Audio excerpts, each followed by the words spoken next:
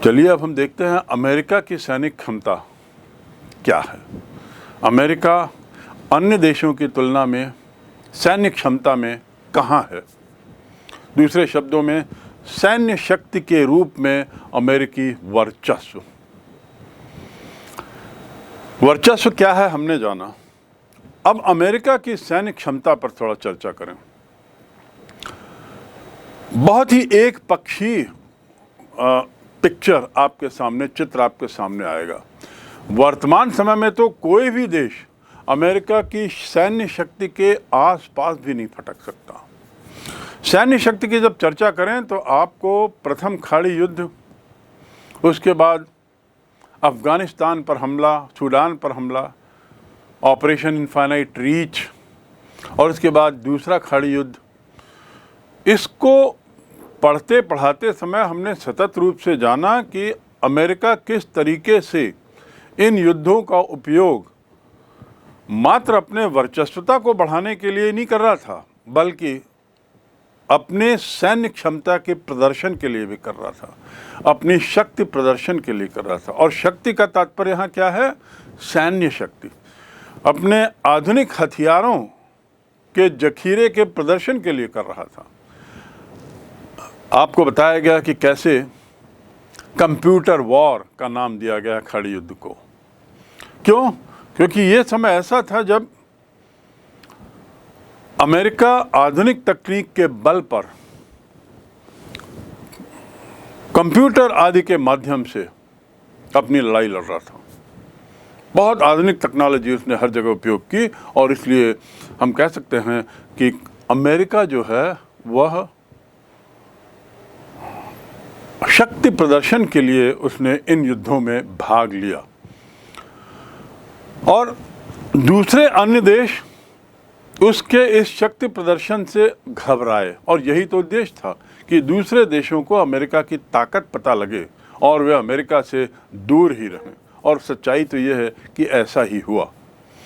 America की मौजूदा ताकत की रीढ़ उसकी जो बढ़ी चढ़ी नौसेना ही है, बढ़ी चढ़ी सेना ही है, जिसमें नौसेना भी है, वायुसेना भी है और थल सेना भी है। यानी हम वर्चस्वता की बात करते हैं तो मूल रूप से उसको ताकत कहाँ से आती है? अमेरिका को वर्चस्वता की ताकत उसके सैनिक क्षमता से आती है, उसके सैनिक ताकत से आती है। सेना का अमेरिका ने भरपूर उपयोग किया है अपनी सैन्य शक्ति के प्रदर्शन के लिए। अमेरिका अपनी सेना को युद्ध भूमि से बहुत दूर रखता है, और ऐसा करते हुए उसके घर में ही उसे शक्तिहीन बना देता है। ये उसकी क्षमता है।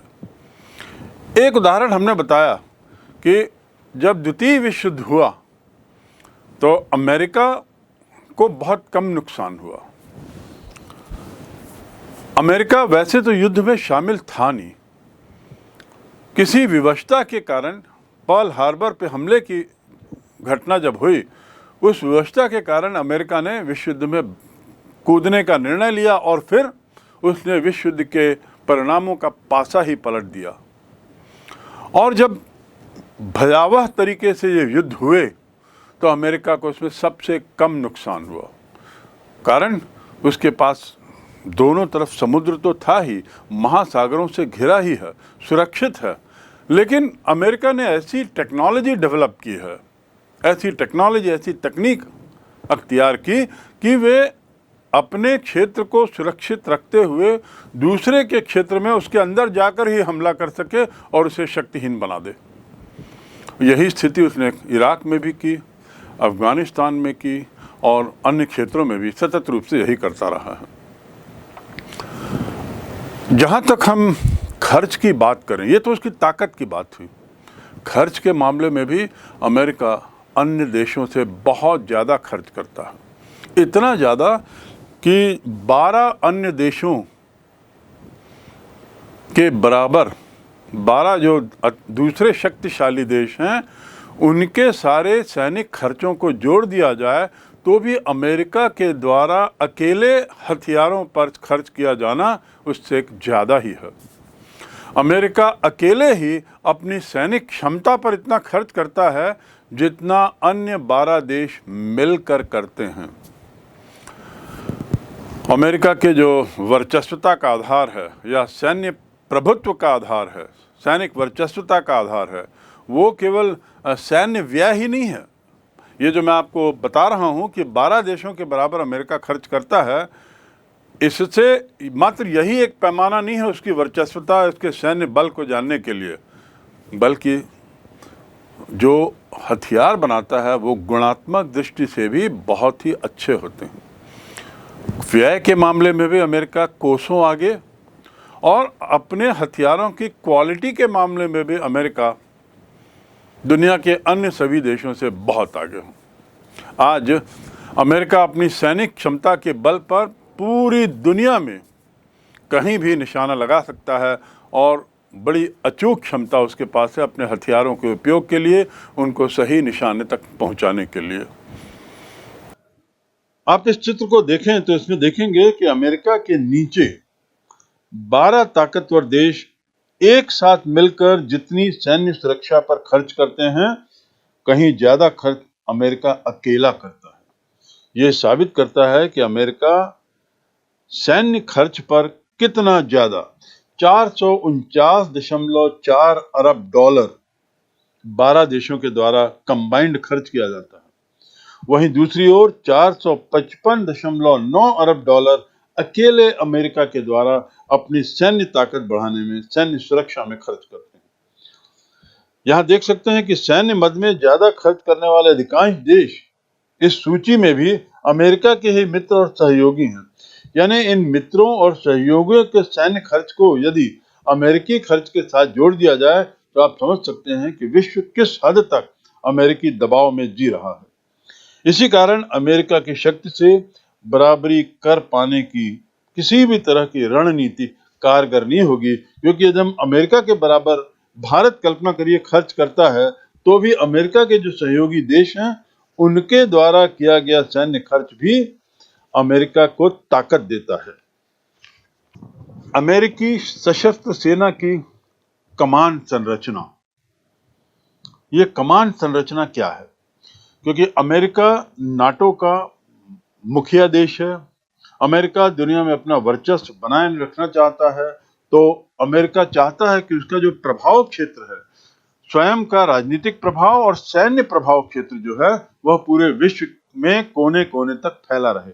तो अपने सैन्य प्रभाव को बनाए रखने के लिए, अक्षुण्ण रखने के लिए जो विभिन्न सेनाएं होती हैं वो कमान विभिन्न कमानों में बांटती हैं। अधिकांश सशस्त्र सेनाएं और सैन्य कार्रवाई के क्षेत्र को विभिन्न कमानों में बांटती है। हर कमान के लिए अलग अलग कमांडर होता है। ये जो आप नक्शा देख रहे हैं इसमें देखिए कि अमेरिकी सशस्त्र सेना के 5 कमान हैं, 5 अलग अलग कमानों के सैन्य कार्रवाई के, और उनका जो दायरा है वो भी इस नक्शे में दिखाया गया है। इससे मालूम पड़ता है कि अमेरिकी सेना का कमान क्षेत्र सिर्फ संयुक्त राज्य अमेरिका तक नहीं है। एक तो उसकी अपनी सेना, पर देखिए उसकी उद्दंडता कि अमेरिका ने जो कमान बनाए हैं वो कमान केवल संयुक्त राज्य अमेरिका तक सीमित नहीं रखा है, बल्कि पूरे विश्व को शामिल कर लिया है। ये वही देश कर सकता है जो बड़ा धृष्ट हो, उद्दंड हो, या उसमें इतनी ताकत हो, इतना उसमें विश्वास हो कि अन्य देश उसे किसी भी तरह का नुकसान न पहुंचाएं। तो इससे पता चलता है कि अमेरिकी सेना का कमान क्षेत्र देखिए नक्शे में दिख रहा है, अमेरिका तक ही सीमित नहीं बल्कि समूचा विश्व अमेरिका की सैन्य शक्ति के बारे में ये मानचित्र उसके वर्चस्व को, उसकी ताकत को स्पष्ट करता है। इस चित्र को देखकर आप फिर अच्छी तरह समझ गए होंगे कि अमेरिका सैन्य क्षमता में कितना आगे है, और जैसा मैंने कहा गुणवत्ता की दृष्टि से भी उसके हथियार अन्य देशों के द्वारा निर्मित हथियारों से बहुत आगे हैं। शक्तिशाली ही नहीं है बल्कि उनका जो निशाना है वह भी बड़ा सही बैठता है। सैन्य बल के आधार पर वर्चस्वता, ये तो आपने जाना। अब थोड़ा देखें ढांचागत दृष्टि से भी अमेरिका कहाँ है। ढांचागत दृष्टि से ताल्लुकात है, जो उसका जो आर्थिक ढांचा है वो कैसा है। आगे बढ़ने से पहले मैं आपको बताना चाहूँगा कि सोवियत संघ के विघटन के एक कारणों में सोवियत संघ का कमज़ोर आर्थिक ढांचा था। यद्यपि वो महाशक्ति तो था, यद्यपि वह दूसरी दुनिया का नेतृत्व कर रहा था, यद्यपि वह अमेरिका को ललकार रहा था, लेकिन यद्यपि उसके पास सैन्य बल बहुत था, अमेरिका से कम ही लेकिन बहुत आधुनिक था, पर जब आर्थिक ढांचे की बात होती है, अंदरूनी मजबूती की बात होती है, तो रूस सोवियत संघ कमज़ोर निकला। और सोवियत संघ के विघटन का एक कारण था अंदरूनी ढांचे का कमज़ोर होना। और जब अंदरूनी ढांचे के कमज़ोर होने की बात करते हैं तो उसका तात्पर्य, उसका इशारा आर्थिक ढांचे की ओर है। अमेरिका इस मामले में थोड़ा दूसरा नज़रिया अपनाया। सोवियत संघ के आर्थिक ढांचे की बात करें तो वह समाजवादी विचारधारा पर आधारित थी, कम्युनिज्म पे आधारित थी, जहां पर लैंड, लेबर, कैपिटल और ऑर्गेनाइजेशन, ये चारों फैक्टर्स ऑफ प्रोडक्शन सरकार के हाथ में होते हैं। कोई भी कुछ भी चीज़ निजी नहीं होती और निजीकरण उनके यहाँ एक तरीके से मना है। ऐसी स्थिति में जब समाजवादी व्यवस्था रहती है तो उत्पादन कई रूप में प्रभावित होता है, क्योंकि यदि वहाँ के लोगों को मालूम हो कि एक सीमा के आगे धन अर्जन की अनुमति हमें नहीं है समाजवादी व्यवस्था में, तो वो क्वालिटी पर, गुणवत्ता पर विशेष ध्यान नहीं देते। वहाँ गुणवत्ता मारी जाती है, चाहे वो लेबर की क्वालिटी बोलें, श्रम की क्वालिटी, चाहे वो वस्तु की क्वालिटी बोलें, वस्तु का गुण, तो वो उस स्तर तक नहीं पहुँच पाते जिस स्तर तक वे जा सकते हैं गुणवत्ता के मामले में। और इसीलिए आंतरिक जो ढांचा है, इसलिए क्या होता है कि उत्पादन के मामले में ये देश पीछे ही रहते हैं, साम्यवादी देश। उत्पादन की मात्रा भी थोड़ी सीमित ही रहती है, क्योंकि उत्पादक को ये मालूम है कि इसका वितरण समान रूप से समाज में होना है उस देश में। इसलिए आंतरिक ढांचा उस हद तक मजबूत नहीं हो पाता, वहाँ प्रतियोगिता नहीं रहती, वहाँ पे कंपटीशन नहीं रहता गुणवत्ता के सुधार के लिए। जबकि पूंजीवादी देश जो अमेरिका है, वो पूंजीवादी विचारधारा का होने के नाते निजीकरण पर विश्वास करता है। ढांचागत वर्चस्व के अंतर्गत यदि हम वैश्विक अर्थव्यवस्था की बात करें तो अपनी मर्जी चलाने वाले देश के लिए ये जरूरी होता है जो अपने मतलब की चीज़ों को बनाए और बरकरार रखें। अपने मतलब की चीज़ें बनाने वाला, इस बात को ख्याल रखेंगे कि वैश्विक अर्थव्यवस्था में अपनी मर्जी चलाने के लिए ज़रूरी है कि वो अपने मर्जी की चीज़ें चलाए, अपने मतलब की चीज़ें चलाए। इसका क्या तात्पर्य है? अपने मतलब की चीज़ें बनाने का अर्थ ये है, अमेरिका वो चीज़ें बनाता है जो उसके लिए आर्थिक दृष्टि से सबसे ज़्यादा फ़ायदेमंद है। वो इस बात की परवाह नहीं करता कि विश्व के देशों को क्या चाहिए या उनका हित किस में निहित है। वह इस बात की चिंता करता है कि उसको, अमेरिका को सबसे ज़्यादा फ़ायदा किस प्रोडक्ट्स को बनाने में हो। तो ये है वर्चस्वता का एक पैमाना। दुनिया के प्रत्येक हिस्से में अमेरिका की वैश्विक अर्थव्यवस्था और प्रौद्योगिकी मौजूद है। दुनिया के प्रत्येक हिस्से में वैश्विक अर्थव्यवस्था, अमेरिका की वैश्विक अर्थव्यवस्था और प्रौद्योगिकी मौजूद है। वैश्विक अर्थव्यवस्था से तात्पर्य यह है ऐसी अर्थव्यवस्था जो अमेरिका केंद्रित है, जिसके केंद्र में अमेरिका है उसने पूरे दुनिया की आर्थिक व्यवस्था को ऐसा कर दिया है अपनी वर्चस्वता के बल पर, अपने प्रभाव के बल पर, अपने दम के बल पर। तो हम जो बात कर रहे हैं वो ये है कि क्या अमेरिका का वर्चस्व केवल सैनिक बल के आधार पर है या कुछ अन्य कारण भी हैं? और उत्तर यही है कि सैनिक बल के कारण तो है ही, और बल में व्यय और गुणवत्ता दोनों शामिल है, लेकिन इसके अलावा उसके स्वयं के आर्थिक ढांचे की मजबूती भी उसकी वर्चस्वता को बनाए रखने में मदद करती है। ये इसका उत्तर है। जो दुनिया की जो अर्थव्यवस्था है, इसके जो आंकड़े हैं, तो आंकड़े आपको एक तरीके से आश्चर्य करेंगे कि अमेरिका की 28% हिस्सेदारी दुनिया की अर्थव्यवस्था में है। 28%। एक देश 1/4 से ज़्यादा उसका नियंत्रण है इस अर्थव्यवस्था पे। 28%। ये देखिए, इस चित्र में भी आप देख रहे हैं। और इस विश्व की जो 3 बड़ी कंपनियां हैं, इनमें से एक अमेरिकी कंपनी है। हर 3 कंपनी में एक अमेरिकी मिलेगी आपको। तो दुनिया के 200 अन्य देशों का स्थान कहाँ है? ये बात को साबित करता है कि अमेरिकन कंपनीज का जो दबाव है, उनकी जो मांग है, उनके जो प्रोडक्ट्स की मांग है, उनका जो बोलबाला है, वो कितना मजबूत है। कहाँ 28%, उसके बाद अन्य देश 26% आदि पर हैं। परिणाम क्या हुआ?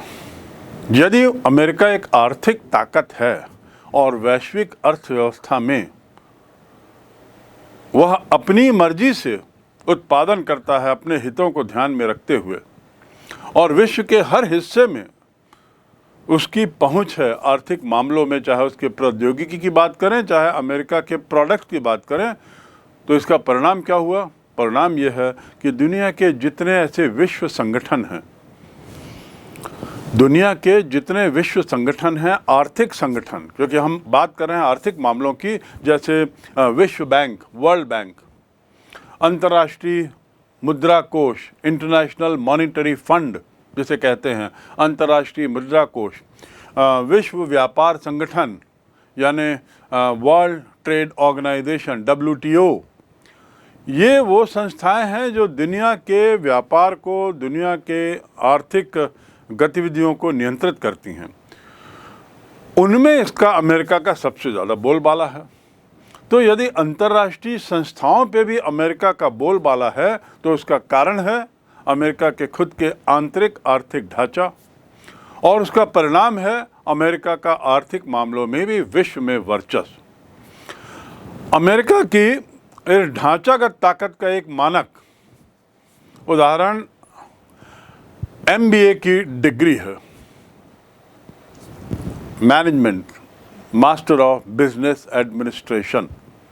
मास्टर ऑफ बिजनेस एडमिनिस्ट्रेशन ये एक डिग्री है।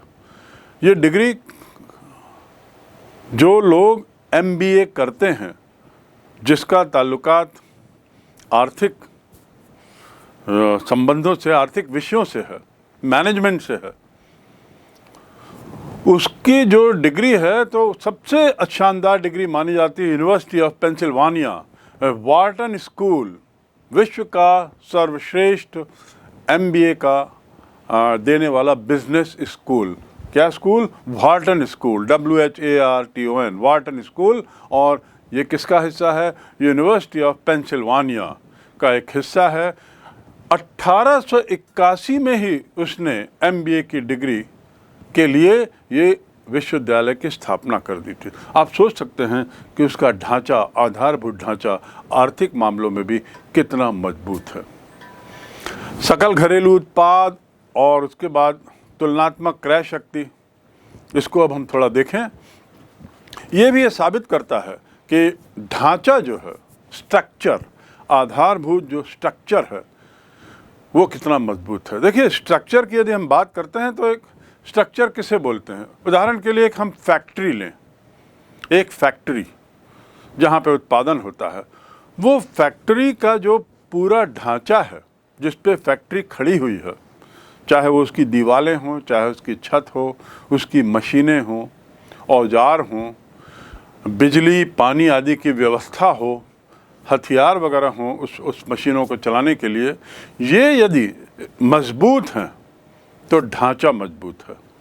फिर उसके बाद उत्पादन करने की गुणवत्ता उसमें काम करने वालों के बल पर आती है, और साथ ही जो मशीनों की क्वालिटी है, जो उत्पादकता का स्टैंडर्ड है, पैमाना है, उसके आधार पर निर्धारित होती। तो स्ट्रक्चर माने वो आधारभूत ढांचा जो मैंने कंपनी के उदाहरण से आपको देने की कोशिश की है। सकल घरेलू उत्पाद 2005, यहां जो आप देख रहे हैं, इसमें आप देखिए अमेरिका का जो योगदान है या अमेरिका का जो शेयर है वह 28% है, यूरोपीय क्षेत्र का 22%, और अमेरिका के कुछ सहयोगी देशों का भी इसमें दिया हुआ है पाई डायग्राम के माध्यम से। तो अमेरिका का सकल घरेलू उत्पाद 2005 में 28% था, जबकि तुलनात्मक यदि हम क्रय दृष्टि के आधार पर बात करें, तुलनात्मक क्रय दृष्टि के आधार पर, तो अमेरिका का शेयर 20% हो जाता है, अन्य का 32%। अमेरिका की अर्थव्यवस्था विश्व की सबसे बड़ी अर्थव्यवस्था साबित होती है, लेकिन सैन्य शक्ति के दायरे में उलट। विश्व की अर्थव्यवस्था में अमेरिका के कई प्रतिद्वंद्वी हैं। यानी जो बात कहना चाह रहे हैं वो ये है कि सैन्य शक्ति के मामले में जो खर्च है, जो अर्थव्यवस्था है, वो सबसे बड़ी है। लेकिन सैन्य शक्ति के दायरे के ठीक उल्टा विश्व की अर्थव्यवस्था में अमेरिका के कई प्रतिद्वंद्वी हैं। यदि हम इस क्रय शक्ति को ठीक से देखें, तुलनात्मक दृष्टि से देखें, तो ये बात स्पष्ट है।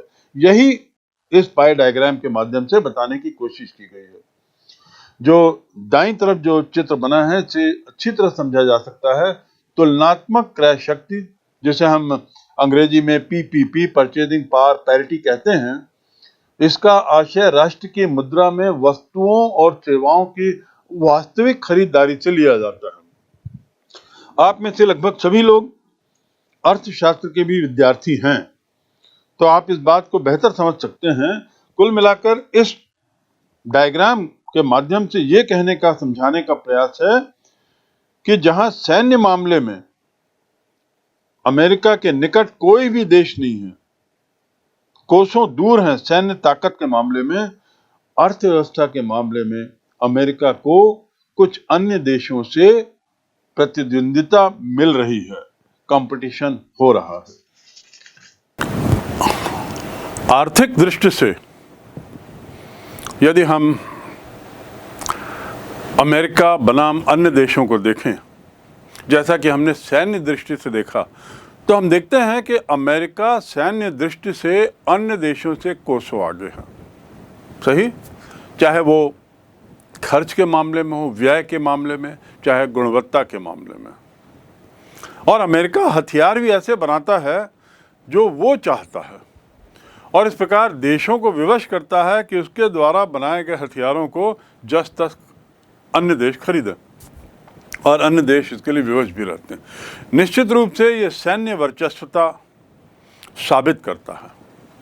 लेकिन आर्थिक अर्थव्यवस्था या अर्थव्यवस्था की बात करें तो वैश्विक अर्थव्यवस्था में अमेरिका की अर्थव्यवस्था यद्यपि विश्व की सबसे बड़ी अर्थव्यवस्था है, लेकिन इस मामले में सैन्य मामले के दायरे के उलट हम देखते हैं कि अर्थव्यवस्था के मामले में कुछ अन्य देश अमेरिका के तगड़े प्रतिद्वंद्वी हैं।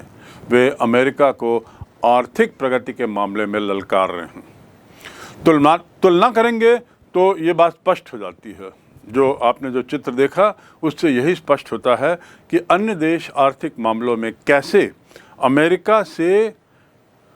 अमेरिका की वर्चस्वता को ललकार रहे हैं और उसके निकट जा रहे हैं। ये आशय है कि किसी राष्ट्र में मुद्रा, वस्तुओं और सेवाओं की वास्तविक खरीदारी से लिया जाता है। ये परचेजिंग पावर पैरिटी आदि के आधार पे, यहाँ पे क्रय शक्ति के आधार पे साबित होता है। सैन्य वर्चस्व में अमेरिका की वर्चस्वता, उसके बाद आर्थिक मामलों में अमेरिका की वर्चस्वता और उसकी स्थिति, और ये जानकारी कि आर्थिक मामलों में कुछ देश निश्चित रूप से उसके साथ प्रतिद्वंद्विता कर रहे हैं। अब हम आते हैं तीसरे पहलू पर, वो है सांस्कृतिक मामलों में। सांस्कृतिक शक्ति के रूप में अमेरिका की वर्चस्वता, ये समझने की चीज़ है। सांस्कृतिक से तात्पर्य क्या है? सांस्कृतिक किसको बोलते हैं? कल्चरल, सामाजिक, राजनीतिक और खासकर विचारधारा के धरातल पर किसी वर्ग की बढ़त या दबदबा। सामाजिक और विचारधारा के बल पर, राजनीतिक तो फिर भी है, लेकिन मूल रूप से सामाजिक और विचारधारा के रूप में और राजनीतिक रूप में किसी वर्ग की बढ़त या दबदबा, ये सांस्कृतिक शक्ति कहलाता है। यदि हम भारत की बात करें तो भारत में विभिन्न संस्कृतियां हैं, क्षेत्रीय संस्कृतियां।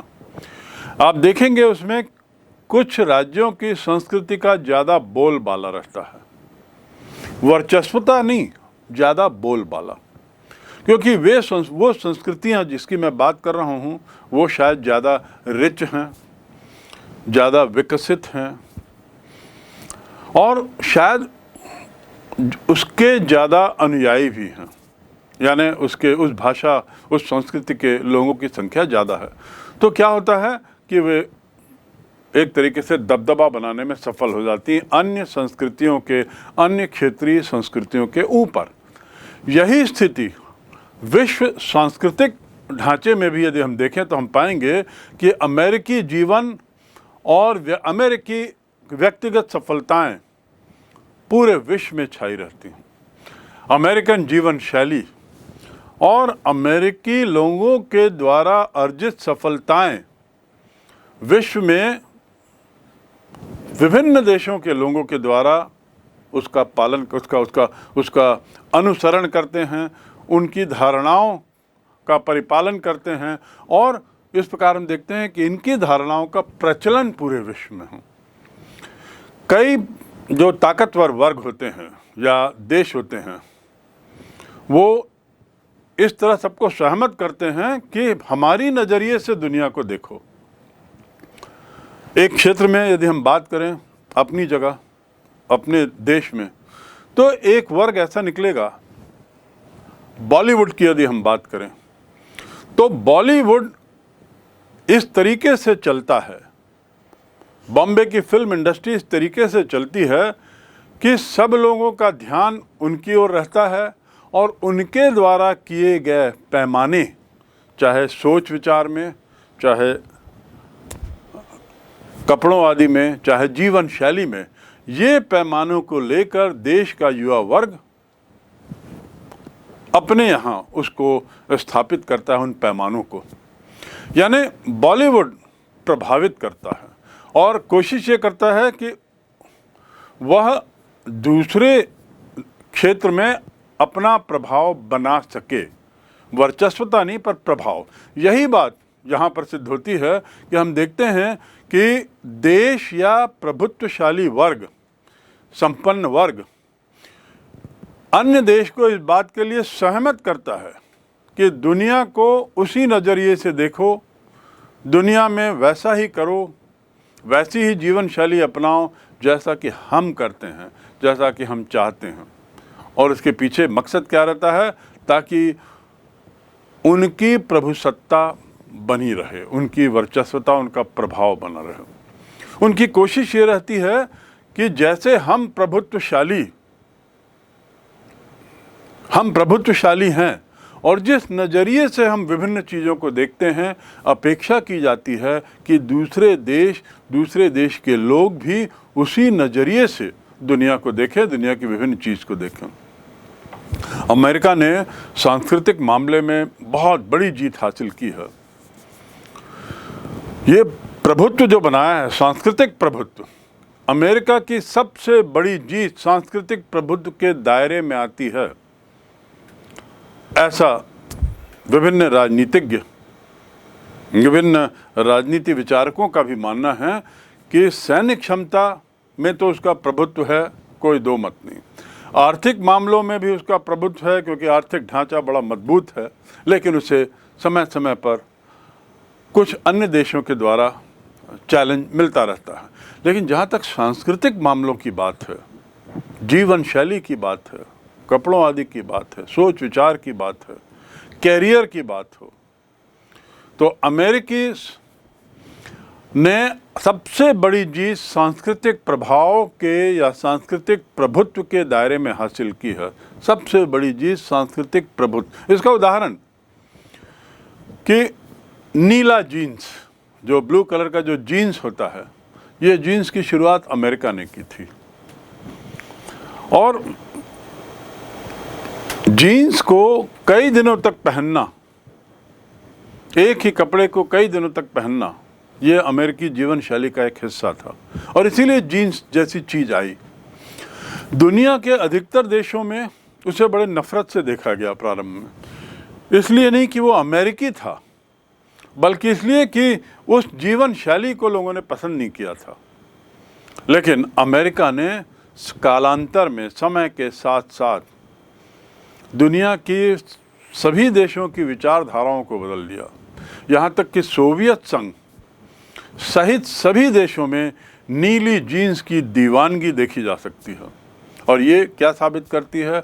अमेरिकी सांस्कृतिक प्रभुत्व, अमेरिकी सांस्कृतिक वर्चस्वता को साबित करती है कि कैसे जीन्स, जो एक तरीके से शुरू में नफरत की दृष्टि से देखी जाती थी, अब पूरी दुनिया में सभी जगह उसका प्रभाव है। और ये किसकी देन है? अमेरिका की देन है।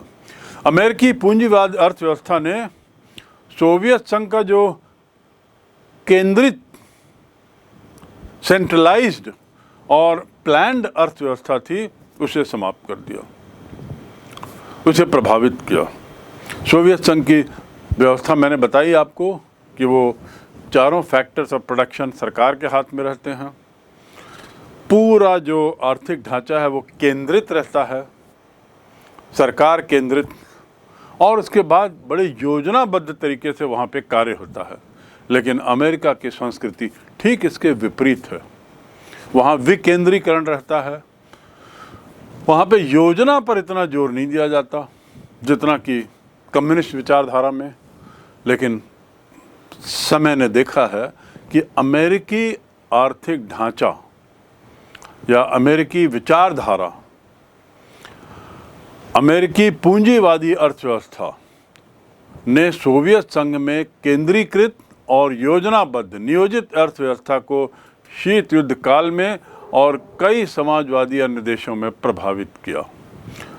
इन देशों को अपनी अर्थव्यवस्था में इन अमेरिकी विचारधारा को कई बार समाहित करने के लिए मजबूर होना पड़ा, विवश हुए।